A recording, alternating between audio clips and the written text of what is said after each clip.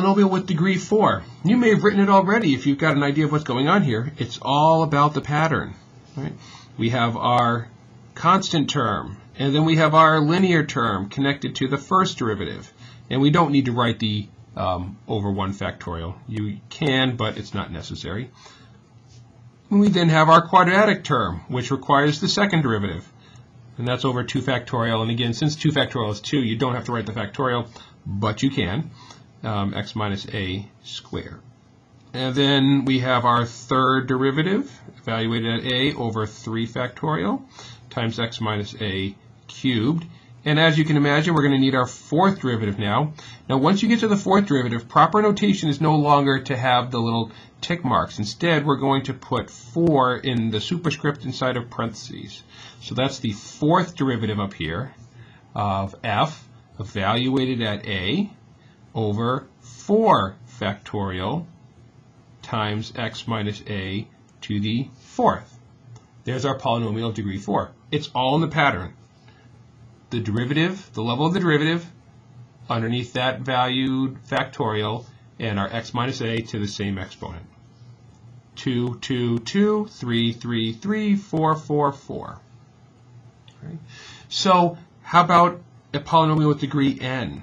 All right, well, let's start off one more time. We're not going to do all the terms from above. T of x is equal to our original value, all right, plus the derivative at a times x minus a, plus we'll do the second derivative as well, f prime, double prime of a over 2, I'm going to put the factorial in this time, times x minus a squared, plus, and now I want to skip a whole bunch of terms, and the way I do that is I just do dot, dot, dot, and then plus, and now I want the nth degree, okay, so I want the nth derivative, f with the nth derivative evaluated at a over n factorial times x minus a to the nth power, and then I can just keep going after that. But that is a polynomial with degree n. So if I'm interested in a polynomial with degree 7, well then I've got to work my way up to the 7th derivative, evaluated at x equals a, divide that by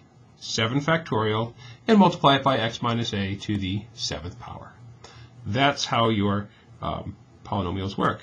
What you've just created is called a Taylor polynomial of degree n. Right? And it's centered at x equals a for the function f. In essence, it's a polynomial, there we go, which mimics or matches the function for some values of x. It may not match it all the time, but it matches it at least one value. Right? And we're going to talk more about that match or that converges. That's really the better word to use there. All right, but you've just done what's known as a Taylor polynomial, which is named after a mathematician who you might guess had a last name of Taylor. And if we flip over, we have one more polynomial to talk about, and that's a Maclaurin polynomial. And that's what happens if the polynomial is centered at x equals 0. All right, so what does that mean? Well, if x is 0, and going back here, all right, then that means that we have x minus 0 and x minus 0 squared and x minus 0 to the nth. We don't need to write the minus 0 part. So what we end up having, and you know what, I'll use m this time since it's a Maclaurin. So my Maclaurin polynomial will be f of a plus f prime of a, but now I'm just going to have x because there's no, we're centered at x equals 0, so I'm not going to write x minus 0, just write x.